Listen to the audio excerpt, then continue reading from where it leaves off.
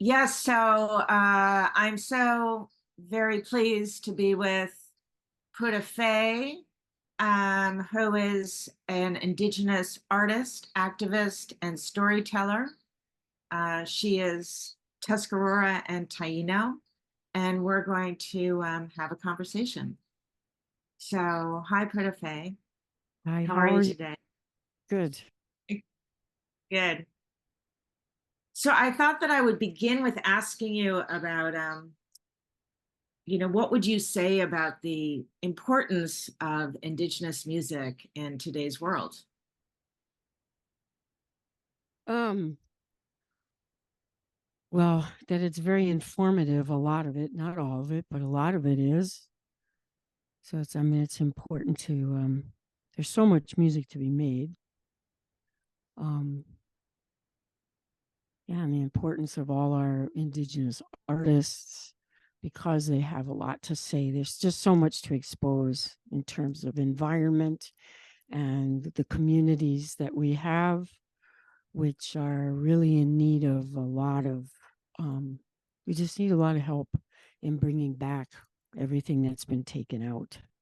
So, in terms of language and land and culture and all of that, and just the environment, because we're on the right on the front lines of just about corporate, all the corporations. So, we're yeah, it's very important, the music we need allies, we need people to stand together.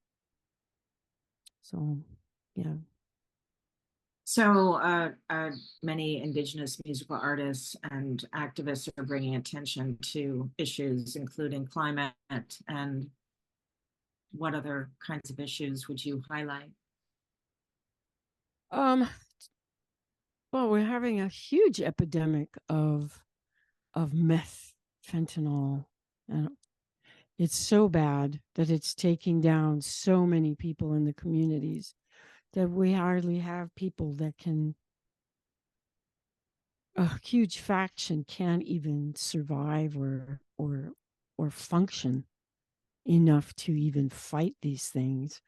And it's breaking families apart on purpose. This is all by design. So you have children that are being plucked, like tons of kids are being plucked in Canada and the US, are being pulled up out of their homes, being put out into foster care. It's like the whole residential boarding school thing all over again. And so it's like they're draining, especially in these big rural areas where they really want the land and all the resources on it. So there's all these tactics that come in to play to knock the people down, and even more religions coming in, like evangelism and all this. They're just, it's like from every direction stuff is coming in to penetrate and break the communities, the family units apart. And yeah, because we really are getting ahead in many ways culturally, and some communities are really bringing back a lot, and it just strengthens the people. And then they become very, they fight for what's theirs. And so this is a an ongoing struggle, but yeah.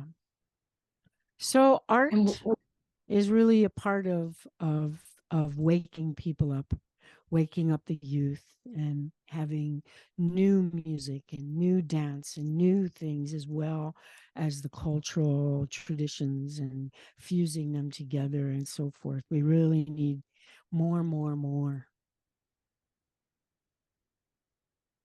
excellent. So music plays an important role in Indigenous communities. And could you speak a little bit about that, and About, traditional the role of music in Indigenous communities? well, that is the role, I mean, the music, whether it's traditional music is one thing, which is, every community is different, but I think it's safe to say that our music is part of everything we do, every part of life, as there's music that is a part of it. Music is important. Traditional music is also because it's tied to all these things that are tied to our land, to the languages, and to the water, to the everything, to giving birth, to sending people off, in every way, you know. So it's greeting the day, greeting every season. It comes together with so much. It's um it's a language. It's our language. So, and then of course the roles of music in contemporary or the combo or whatever. It's all about keeping our culture and our people alive and moving and going and yeah, centered, grounded in our purpose, knowing our purpose as a people and individually. I mean, it's very important. So, as an artist, where do you draw inspiration and I guess also strength from for your work, your music, Um, and your? is from everywhere, from inside.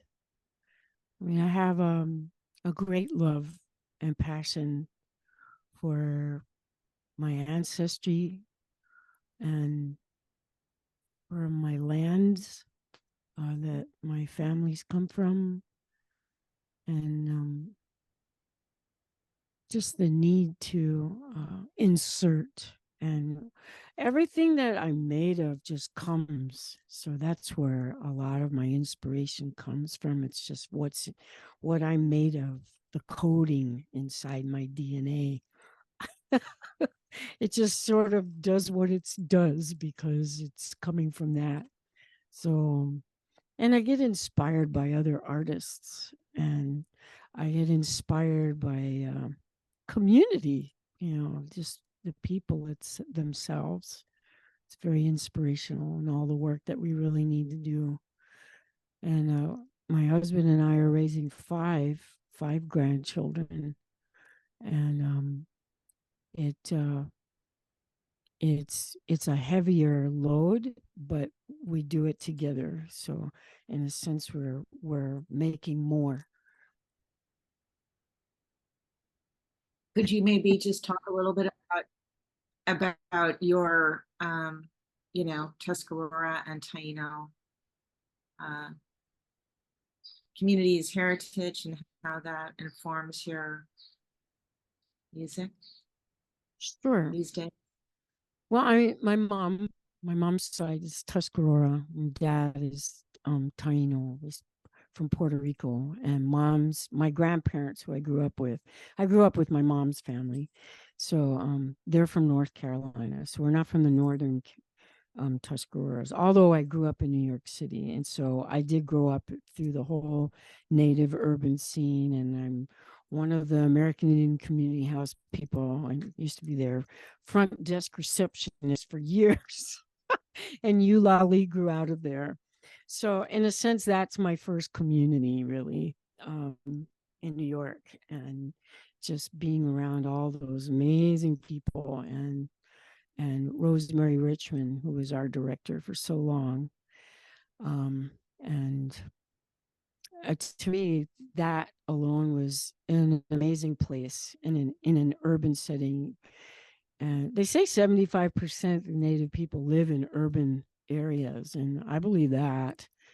Um, we did so much there. I mean, we grew with theater and music and political, and of course the Indigenous permanent forms grew up out of the American Indian Community House and moved itself into the United Nations. And there was the American Indian Law Alliance, and there's all this alignment, of course, with all the Haudenosaunee people, and Indians from everywhere would come to New York City. And so that was a great experience. And then eventually I moved home to North Carolina, and I moved to Robeson County, although my family was from Sampson, Johnston County. All those communities in the East, the Carolinas, Virginia, and some in South Carolina. There, it's on the eastern part and the coast. This is a hub. It's an old hub. It's a very Tuscarora hub, but there's other tribes as well. Although the Tuscarora are the ones that are silenced, they are probably the largest group there. But for me, working in those communities and basically in Robeson County, I worked with the seventh generation youth group and the different longhouses in Robeson County. And the importance to me was youth and working with youth. And at first, it was all about the youth and elders and teaching and learning and singing. And we would travel and they would open for Ulali, and just learning social dance songs. And then they started bringing ceremonies and so forth in. So to me, that's very important. Also, the truth, that they know the truth of their ancestry and what really went down in the Carolinas, because that's all hidden from them. The school curriculum has made up a narrative that is very far from the truth. And so a lot of these youth are really discovering now more than ever the truth, and they're trying very hard to incorporate who they are. But these tribes that are put under a state recognition situation does not allow that narrative to come in, because that they made a deal that they had to go by these other names and not claim who they really are because of land and monies that are held in escrow for them, and has been like that for many, many years now, since the 50s. So all the tribal names you hear today in the Carolinas and the eastern part are basically, not all of them, but basically most of them are like geographical names. It doesn't say Tuscarora. So they have a struggle right there. They are silenced from um, their real identity, and it's been like that since after the Tuscarora War. The people had to run and hide, or relocate up north, and other tribes had a lot of them absorbed into the Tuscarora people. And anyway, they're there by the thousands, tens of thousands of Indians in the eastern part of Carolina, and have all lived in different communities. After we did DNA stuff, all these people were started doing that and get match, and we realized just how closely related all of us are to each other. It was like, oh my, but to me that just like really shows how old we are and how long we've been there, and that we are a nation, that we are a people. And I think a lot of times the youth are very discouraged in amongst other tribes. And yeah, but they shouldn't be. They're very strong, and they're, I mean, really strong. They really survived a lot. And as many of them don't realize that in the beginning, when those colonists came, that there was a lot of slavery. They were taken in as slaves, and a lot of them were shipped off. And one thing that really started off the Tuscarora War was the theft of children by the colonists that came. That's what started it. And it was the women that called for it. And they were probably, it has been documented that they were some of the fiercest warriors. And of course they are. They gave birth to everyone, So it's like everything is theirs. And that the whole matriarchal system is what is the whole governing systems, food systems, all of it, the land and clan systems, all of that is what these youth are beginning to learn now. I left, I haven't lived there in a while now. And I left for a while. I went back home. And the second time was like we started a women's group. And that was with Melinda Maynor, Kay Oxendine, me, and Charlie Lowry, and a bunch of women. And it grew very large and up and down the East Coast because we all have a common threads between us. And we're also canoe peoples. And we did a lot of large travel and trade. And so that's another tradition I think that we're trying to bring back, just like they do on the West Coast. And I was part of the two row wampum paddlers that one year, and I've never been able to get back. And Hickory Edwards, who started that, I loved it so much. And because I love to canoe, I canoed on the Northwest Coast, and did like almost a 400-mile paddle and kicked some young guys out of the canoe. They tried to take over, and I was like, oh no, grandma's got arms of steel. So just joking. Anyway, that's pretty much my involvement in like my mom's side of life and what I grew up with in terms of the East Coast in New York and North Carolina. And in my later years, now that I've discovered my father's family and have started to get closer and meeting Siku Alalu, who's also half Taino and half Inuit. And her mom was a well-known mover and shaker back in the day. And she had that first Indian newspaper called Indigena. And it covered North and South America. And she was part of the Alcatraz and Wounded Knee. And she was a Taino Indian from Haiti. And she's good friends with Trudel, with a lot of people. I mean, she knew everyone. I remember her face. I was just really young then. And I was younger than her. But her daughter, Siku, I met through a musician named her partner, Jessie Zubat. And I met her, and I had been watching her on the screen, YouTube, and watching these conferences of Taino people. So this is like my entrance, right? Trying to like, I've watched the Taino resurgence from the community house and going to POWs, and I've watched it from the very beginning, just sitting there quietly and never told anybody that my father was from Puerto Rico. And I knew his mom was indigenous. I was told she was from Venezuela originally, but that I found out later on that that is not true, and that she's a Taino woman. She's a Jibaro. And so through Siku and me and our union together, we talked about all kinds of things. And we also talked about regalia. And so I saw this vision in my head of this cross sash with these long drops on the side with shells and canoes hanging off of them. And I have been making them ever since. And I've been gifting them out to people. And the idea was, because the people wore these cross sashes, they wore beads that went across in the front and the back as a protection for the heart center and the back and the spine. So I know that our people were master weavers. So I started working with crochet pieces that I found.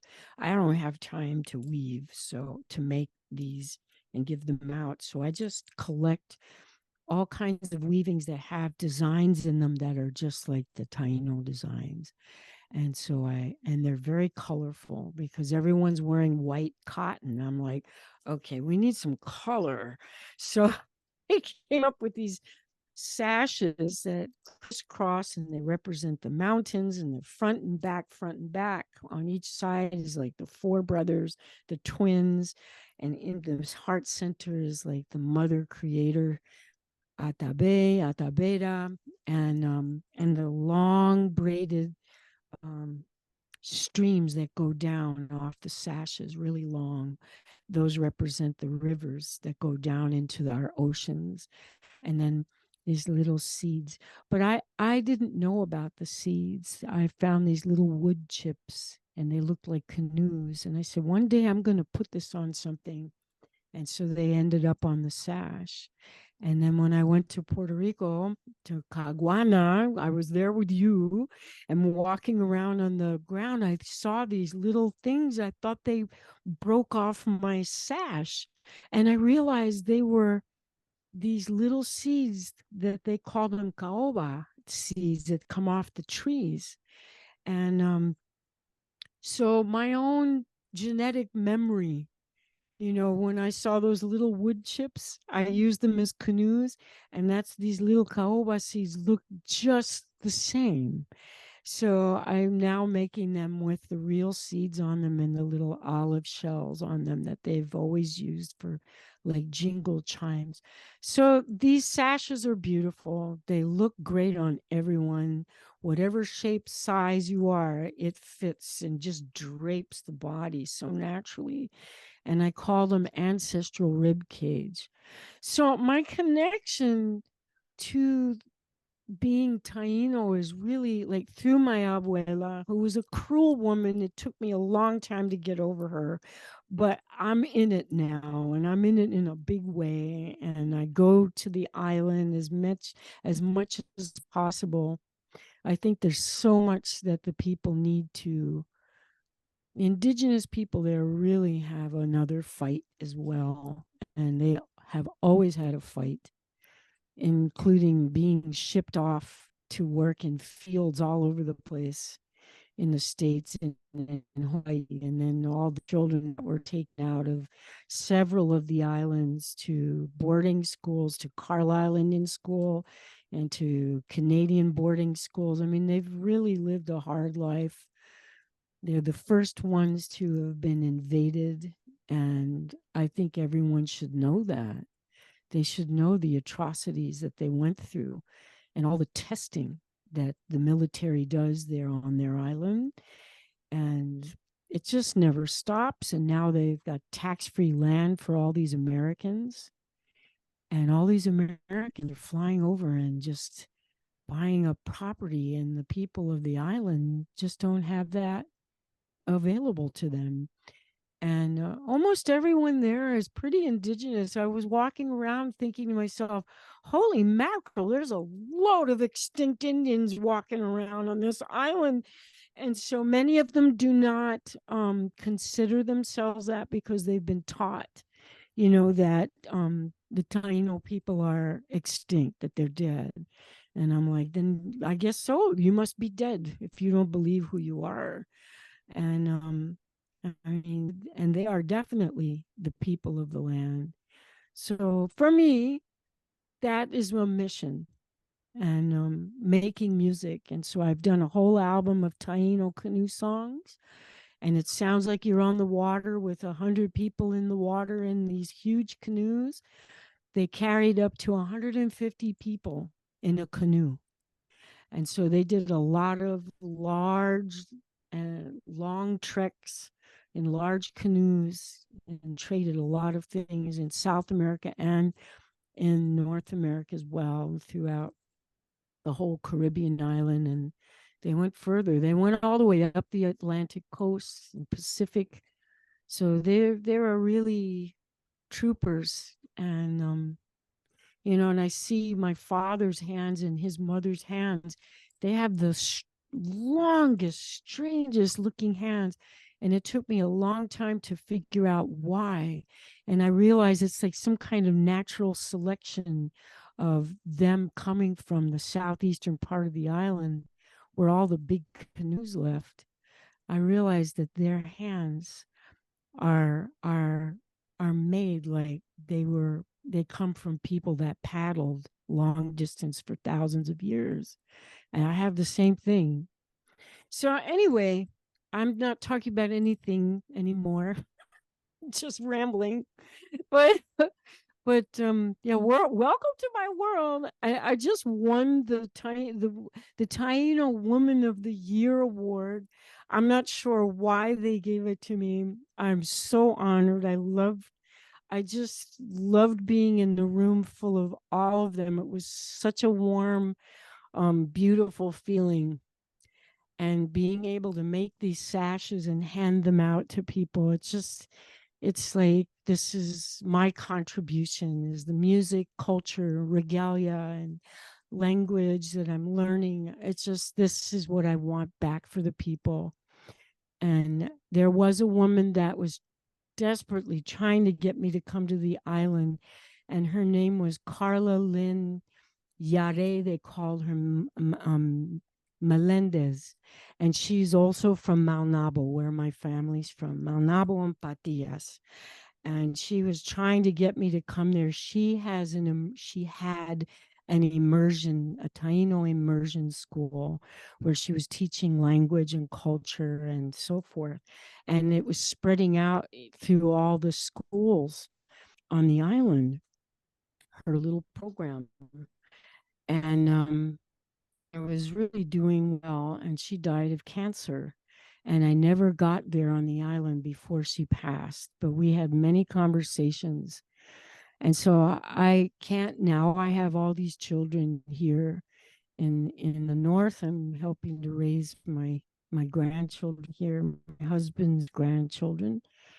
So, but I would love to be a part of um, working with the youth in Puerto Rico and even on the other islands. I mean, we're all connected. So, yeah. Yeah, thank you for so much for sharing all of that. Um, I wanted to, and I've heard you talk, and it's so interesting about along with all the canoe journeys and the trade, how musical traditions also traveled, and that's so that there are so many similarities. I don't know if you want to mention that between Taino and Oh, Tuscarora, you know, sure. Sure. I mean, community. sure. I mean, there's music develops, through peoples that congregate together, right? Different. And so the sounds are different or the same. It's just like creation stories. You can tell who's connected by the type of creation stories, and many of them were like from coming up out of the earth, like from caves, and others are talk about their coming down or being seeded by Pleiades and the star world and sky world. And there's so many different stories in this. I'm using English language, so um and so the music develops differently too.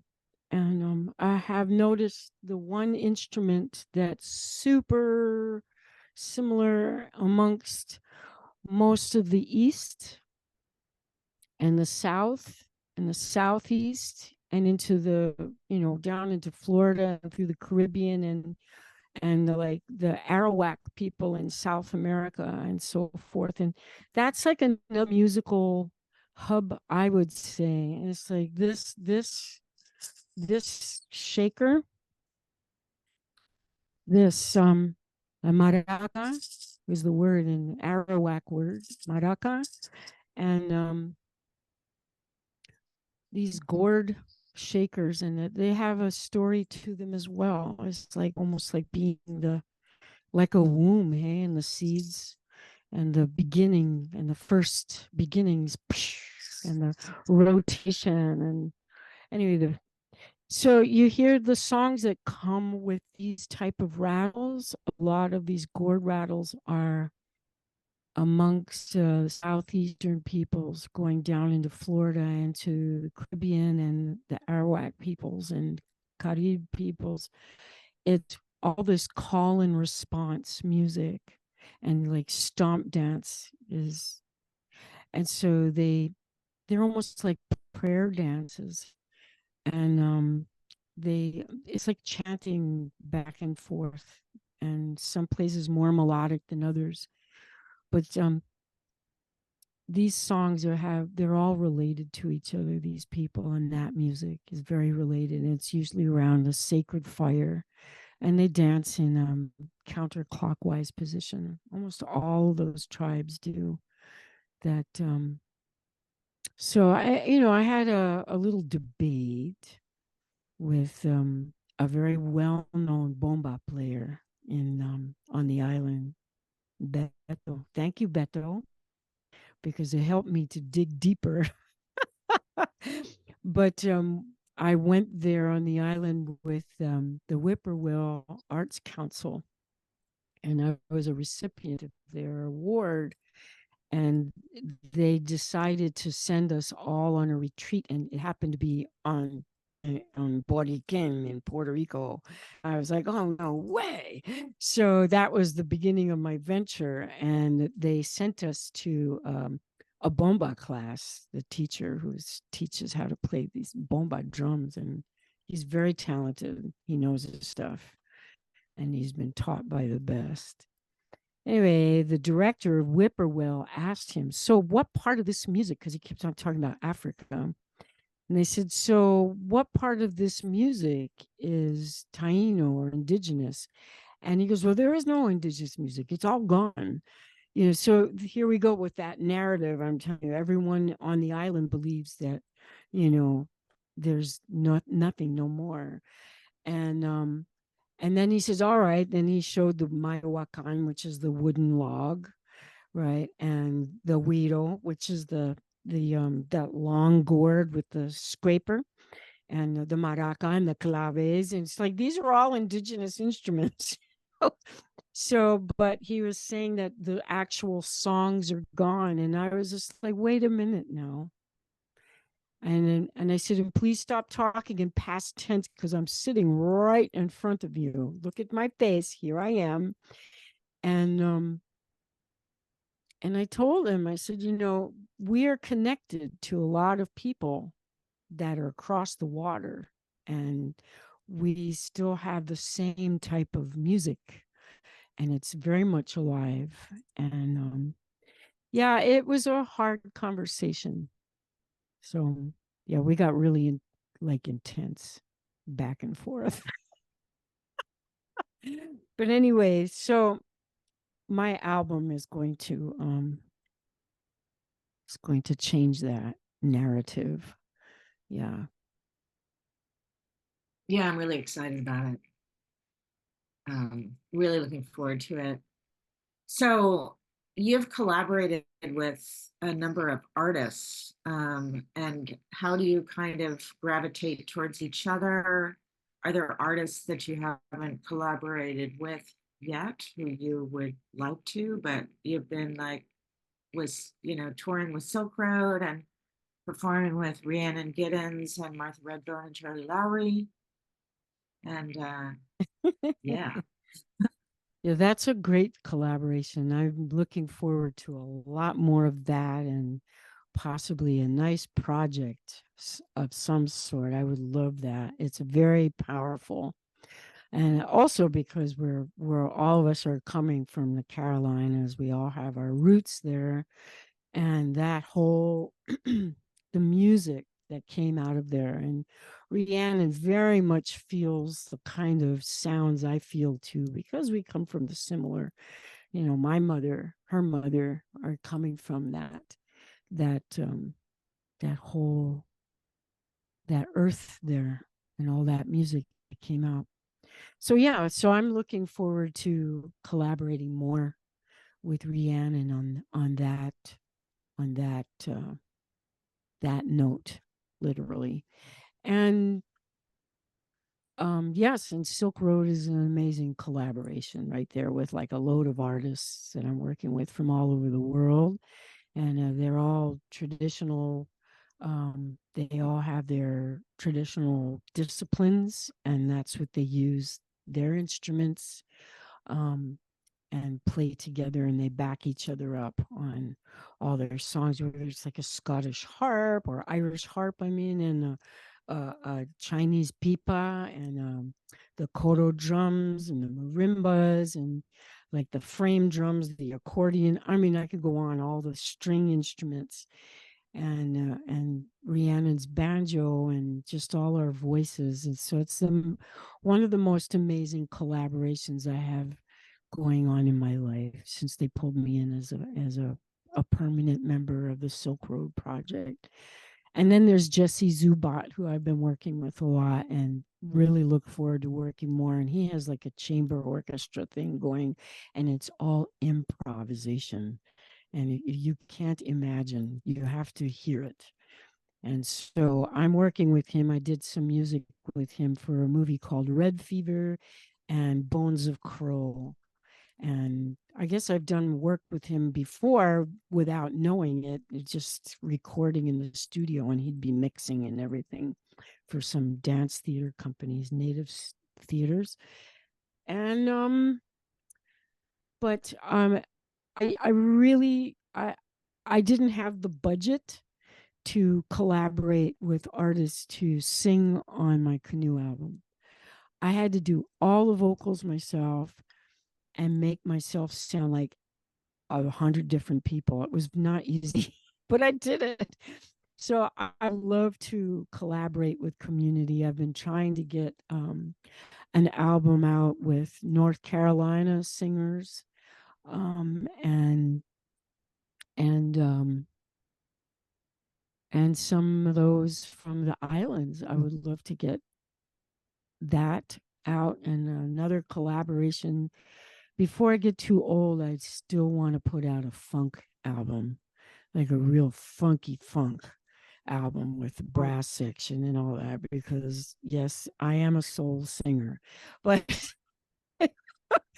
so beside, I just love it all, really. I'll collaborate with anyone. Anyone will tell you that.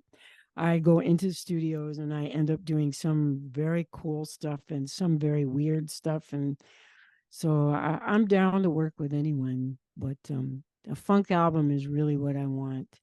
And I do want to do one like an album of called Ancestral Waterways, where it has the old songs from around the world where people sing, whether it's in ships rowing or canoes, whatever. I would love to do that. And you get songs from the Pacific and the Atlantic, everywhere.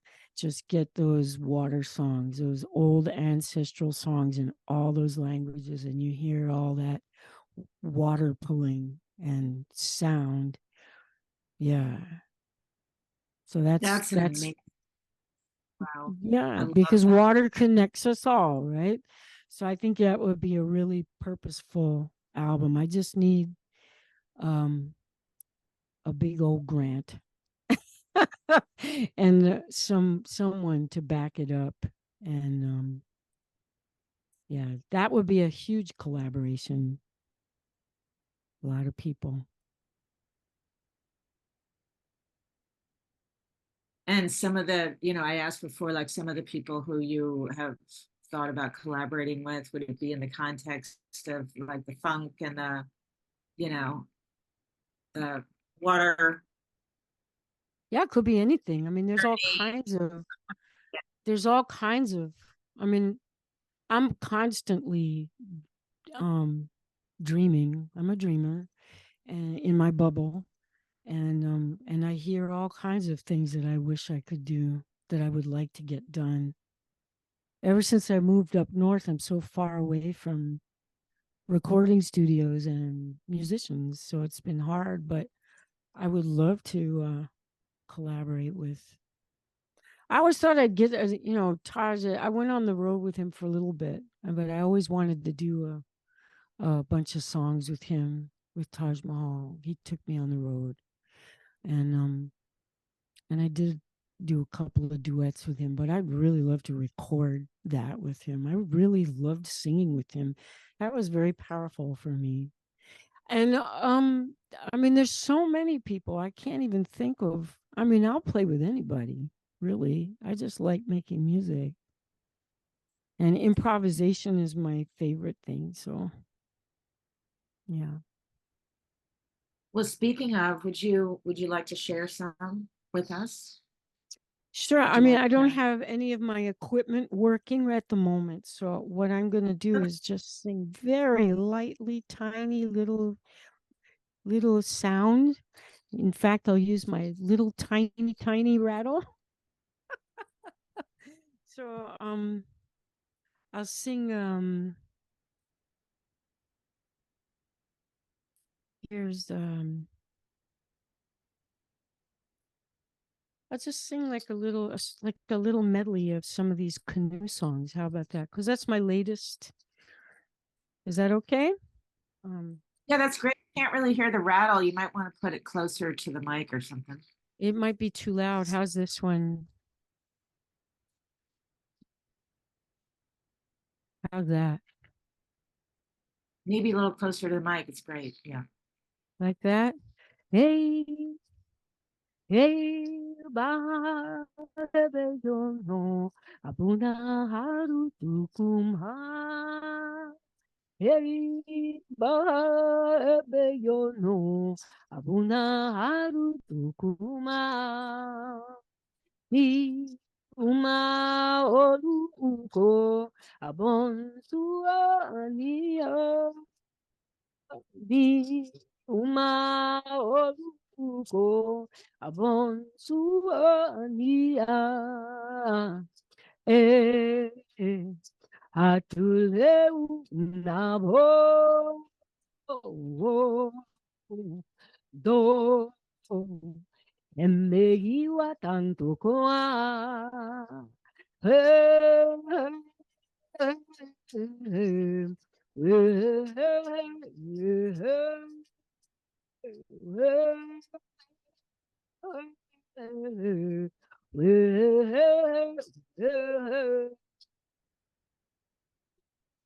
ni obia atada Piwani bagwabori ni obia atada Piwani bagwabori yo na ni okakuamaku anakawa waraiya tenabedati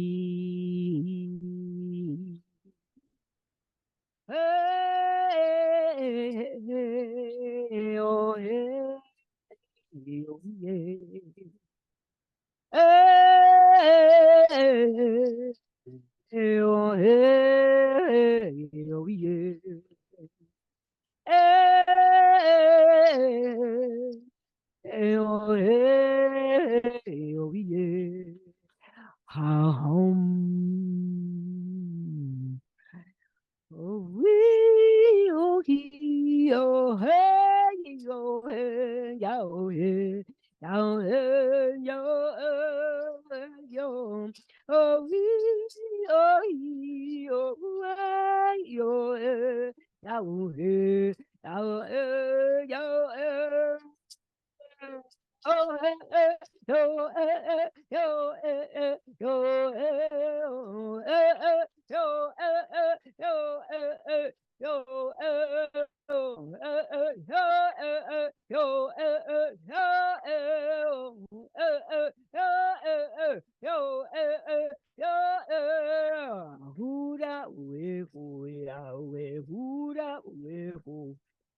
Hura wefu yawe hura wefu hura wefu kati kuana hewa taoba oluko makana Tatiku aoluko makana wehe ho he ha wehe ho he ha yo yo yo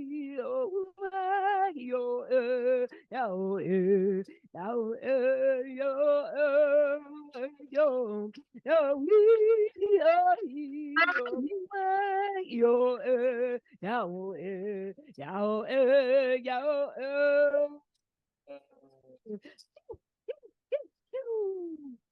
what you don't hear is the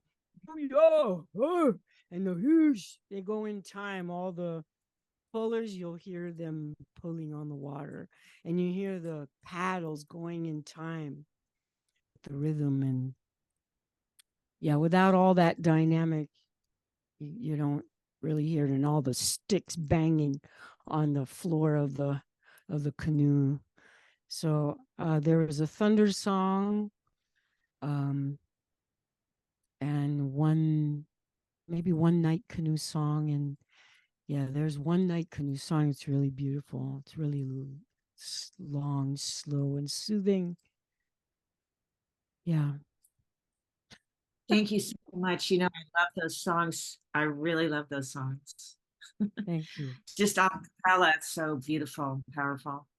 So when is this album going to be released so people can get excited about it? What's the title so they can look for it? It's I don't really have the title yet, but it's probably some kind of ancestor or something or other, but waterways. But I really wanted,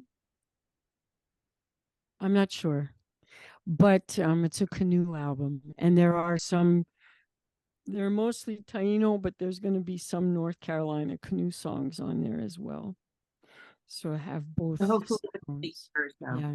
It'll be out in With- like Novemberish, December. Okay, great. Hmm. Okay, thank you so much.